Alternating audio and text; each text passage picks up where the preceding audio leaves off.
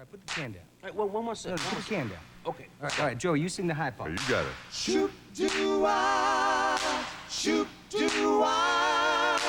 Gonna meet the family, talking about my brothers and me.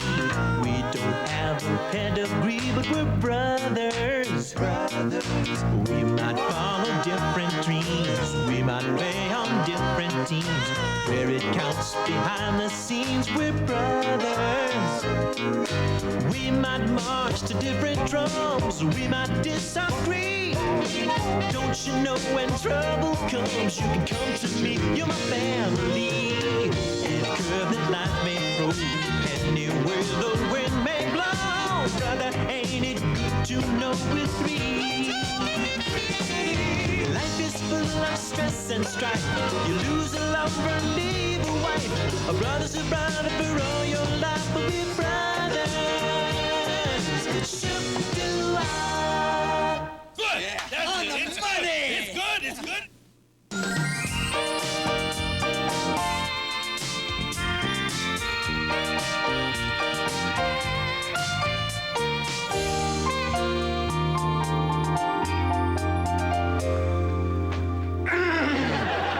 Sam, I really should get back to work. Okay, Joe, but before I go, I have a present for you.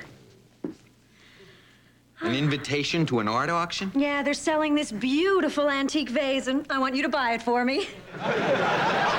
Sam, you shouldn't have. Well, I know how much I mean to you. Sam, when did you develop such an appreciation for art? Well, I've always had it. I mean, art's so cute to have around, don't you think? Well, as long as it's a serious interest. Oh, thanks, Joe. Mwah. Hey, Joe. Did you have a nice time? Yeah. Got a gift and everything. Hey, look at this. Donald sent us a postcard. Hey, that's the best news I ever heard.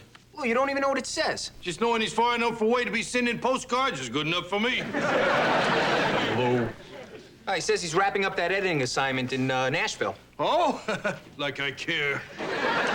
He's doing a biography of Buck Rivers. Buck Rivers, the king of Nashville? Well, you heard of him? Hey, I only got every one of his albums, even the rare love songs from the Wailing Wall. Yeah, well, he says the book's doing real well. Jeez, I can't believe that. How can a puffball like Donnie do justice to a tumbleweed tough guy like Buck? Lou, you don't have to be a rock to understand geology. Yeah, but it don't hurt to be in the same quarry. Oh, family and friends, I bring great news. Hi, hon, what's up? Get this. My communications class is looking for someone to host their cable access talk show, and I've been asked to audition my stuff. Hey, that is great news. Oh, it's such an opportunity. I mean, the last host, Jenny Motormouth McIntosh, she graduated, she moved on to Chicago. Now she makes coffee for Oprah. So that's why all the sudden interest in television. Oh, Daddy, don't you see? I'm a natural. I mean, this is the perfect way to make use of my burning curiosity and my vast communication skills. So when's your audition? Tomorrow night. Now, all I need is a hot guest and a burning issue. Penny, penny, penny. I think I may have the answer for you. What about a single parent, restaurant entrepreneur, and well-known sports figure? No, Daddy, I can only have one guest. Me. Wait a minute. That's a possibility. But we need a twist. We do? Yeah, let's see. Have you ever dated a woman in prison? No. Have you ever felt like a woman trapped inside a man's body? Of course not. Then why are we even talking? I got less than 24 hours to find someone suitably nouveau. Penny, you know, I don't know why I thought of this, but might I suggest a dashing young chef with homosexual overtones? 23 hours and 59 minutes.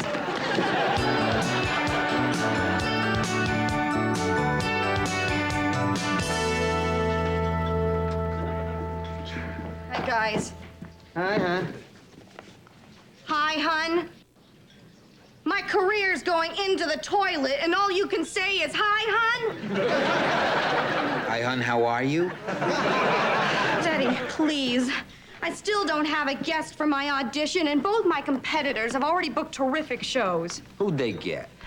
Well, Rhonda Tudball has a communist economist from Princeton. And Rita Ninke, she already scooped everyone with the exclusive rights to the opening of Lee's new Hoagie House down on Main. That is good.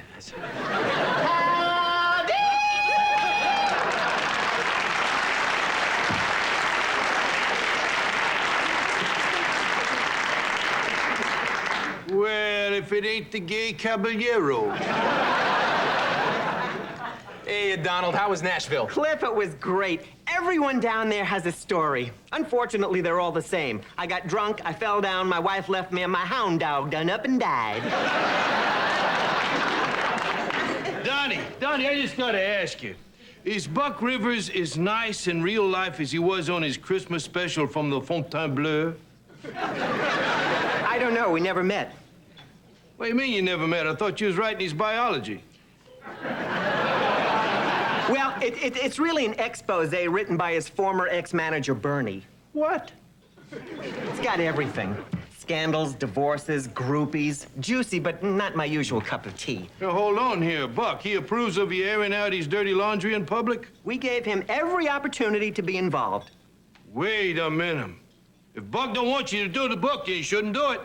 Lou, as long as a person doesn't distort the truth, he has a right to publish anything he likes. Says who? Says the First Amendment to the Constitution. Read it sometime.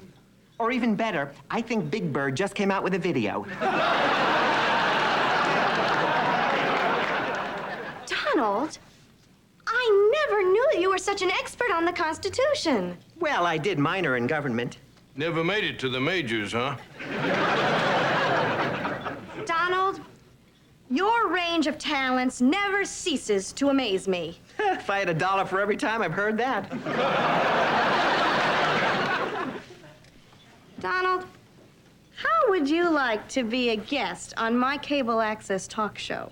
You're hosting a talk show? Yeah, they begged me. The least I can do is bring on a brilliant, renowned constitutional expert like yourself. Television, well, I don't know. It's your duty to be on my show. It is?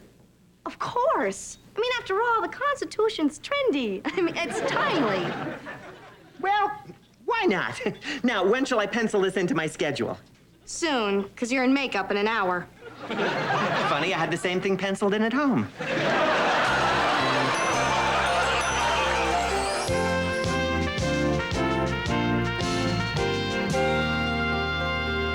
Stand by. 30 seconds to air. So, Donald, how do you feel? Oh, I feel good. Forget good. I need you to feel suave, witty, and urbane. Ah, the homosexual triple crown. Exactly.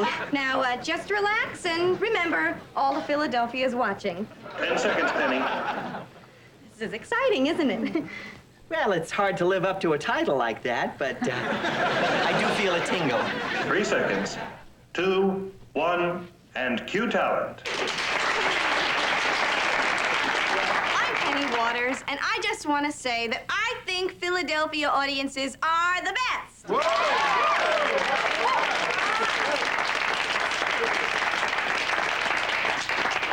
This evening, we have a special show. This evening, we're talking the First Amendment, friend or foe. And to help us answer this question is fast-paced publishing executive and First Amendment maven, Mr. Donald Amadeus Maltby. Mr. Maltby, why don't you tell us a little something about yourself? Oh, well, I was born in Virginia, raised here in Philadelphia, and this is where I make my home. I enjoy many hobbies and look forward to the times I can spend with friends. It's amazing.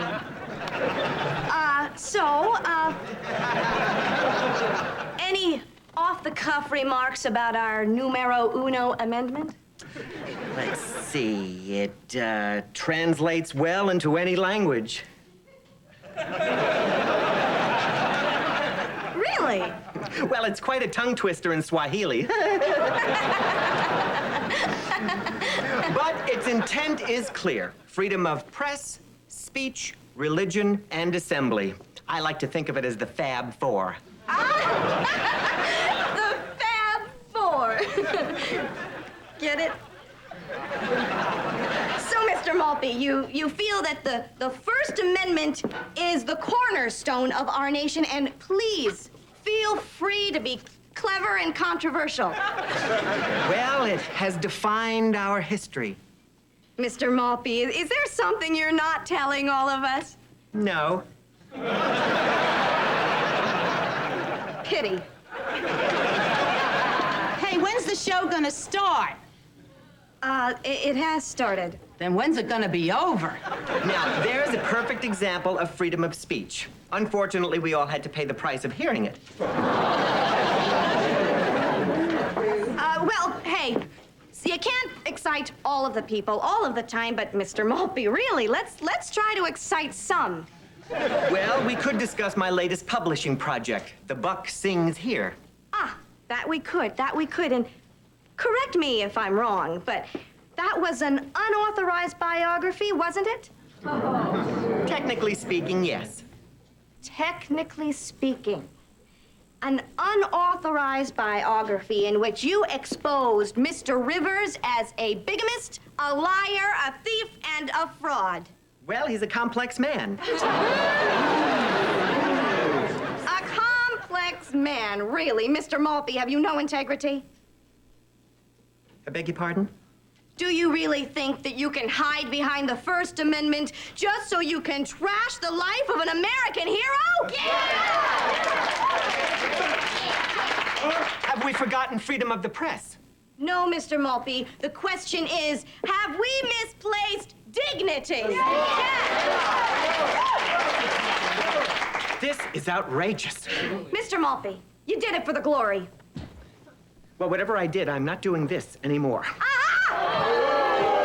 admits it! Yes!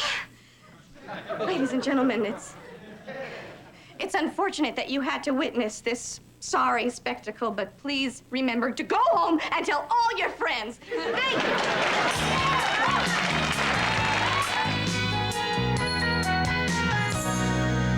That talk show magic has me in its spell. That talk show magic that I weave so well. Hey, dads and uncles, thank you. The Penny, my hero-ess. I take it you saw my show last night. Oh, yeah. My favorite part was when Donnie pitched that hissy fit. That was good, wasn't it? Penny, you didn't give the man half a chance to defend himself. Hey, are you ready for this? I landed the job. Great! Penny, that little stunt you pulled just might have cost you a friend. Oh, come on. Donald's a reasonable guy. I'm sure he'll see it was nothing personal, and I was just doing my job. Greetings, all ye relatives of the demon child.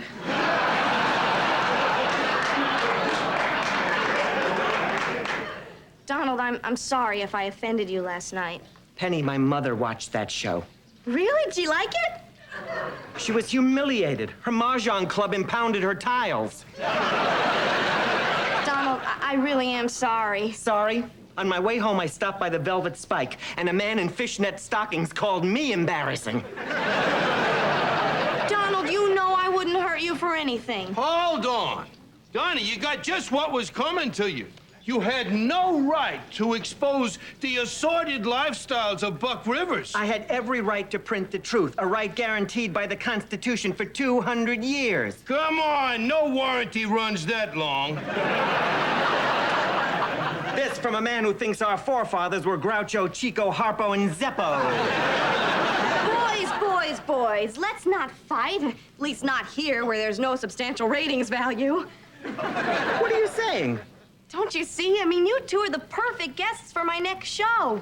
Freedom of speech versus the right to privacy. Me debate him? Would this be in English or in hand shadows? Come on, Donald, it's a natural. I'd rather help save Oral Roberts. Jeez, will you look at this? Donnie's scared to debate me.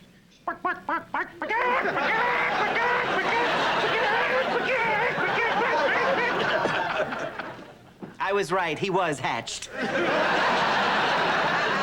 I am not scared to debate you. Then you'll do it? No. Well, I guess I'll just have to talk for both of us, Donnie. I think I can accurately present your side, the wrong one.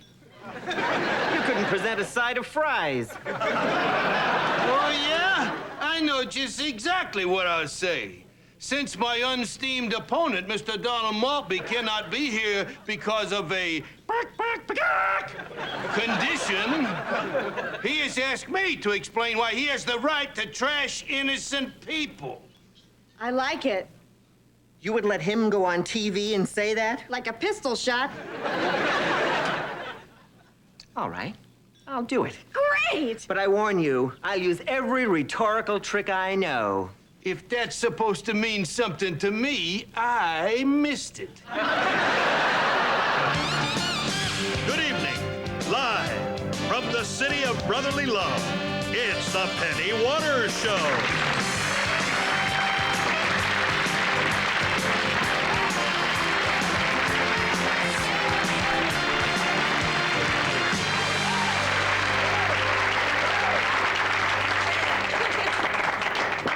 And here's the real thing.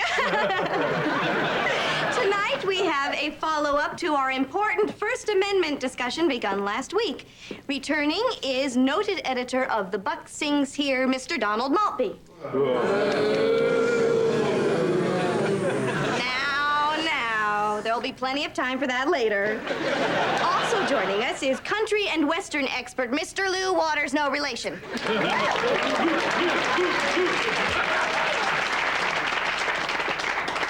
He's your uncle. Well, it seems that Mr. Maltby's raring to go, so why don't you begin, huh? Gladly. The question here pertains to the basic freedoms of the press and of speech. The biography of Mr. Rivers is neither libelous nor does it flirt with misrepresentation. Mr. Waters, would you care to respond? To what? To Mr. Maltby's opening statement. Oh, yeah. I thought it's stupid. Well, he is an expert in the field. Mr. Waters, do you think that this book will jeopardize Buck's career? Geez, I don't know, but he may have trouble finding work. I mean, there's stuff in this book that's mean and ugly. Well, the truth isn't always pleasant, but without it, we cease to be free. Without it, we cease to be a democracy. Without it, we cease to learn. I could put it another way, but I'd probably break into a chorus of Up With People, and I don't think any of us want that. That's a point well taken. But really, whose freedom is really being violated here? Well, I tell you, I think Buck put it best in his song. Freedom is just another word for having your own airplane.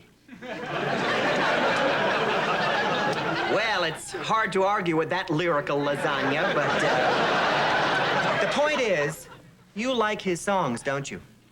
Hey, they're the very fiber of my hearing. You would never have heard them if he hadn't been allowed to write them. Nobody tells the King of Nashville what to do. Exactly, and no one tells me what I can or can't write just because they might be offended. Aha! Aha! You admit it! Admit what? That your book is offensive. No, excuse me, he's just saying that you gotta take some bad with the good. Mr. Waters, how can you sit there and say that? Oh, you want me to stand? No. I want you to argue. About what? Well, I think it's clear. Although many may not embrace this book, I'm sure Mr. Waters will agree to let no man stand in the way of its printing. Well, why don't we let Mr. Waters form his own opinion, huh? Well, I don't know. I guess it's right to print the truth and then see whether or not we like it. Lou, do my ears deceive me? No, I think it's your clothes that give you away.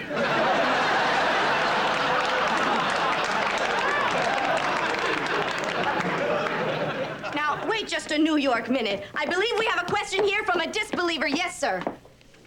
No, I think I understand them. Then you weren't paying attention. Yes, sir. Well, I agree with them, as only a dashing young chef with homosexual overtones could do. you, my dear? Yes. Well, I think the socioeconomic conditions of this situation are conducive to various points of logic. What? Surprised, huh? Well, it looks like this here debate's over. Over? This debate should be endless. Come on, somebody throw a fit. I got 20 minutes of airtime left to fill. Well, we could talk about a certain selfish, exploitive, manipulative TV personality. Are you attacking my integrity? Well, you have tried to enhance your own status at our expense. No, I think she was just trying to use us. Okay, fine. I'm the one who's wrong here. I'm wrong.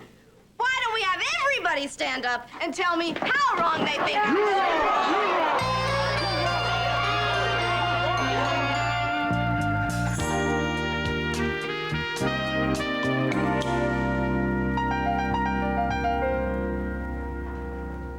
I can't believe it. I mean, how could they fire me? Me, the natural. Penny, relax. Everyone gets fired at one time or another in their lives. Did you? Well, no. Yeah, in football, they call it getting cut. Penny, always remember, laugh and the world laughs with you. Cry and your eyes get all puffy. Penny, dare I say it, none of this would have happened if your guest would have been a Dashing young chef with homosexual overtones. Exactly. Just stop. I mean, haven't I been punished enough? No! Okay, so I used those dearest to me to advance my career. Is it such a crime? Of course not, honey. Sam? Uncle Lou, Donald, I'm sorry. I was seduced by the camera. I was a victim of my own ambition. I had stars in my eyes, and I guess I lost sight of what's really important.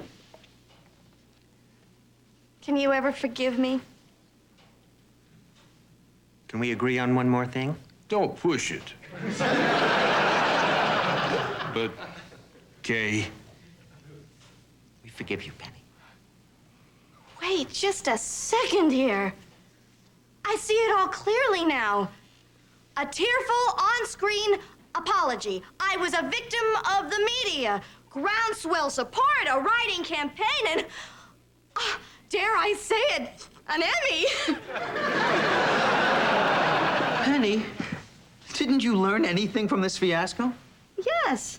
I learned that I can argue either side of an issue without regard to morality or ethics. And what does that tell you? Many things.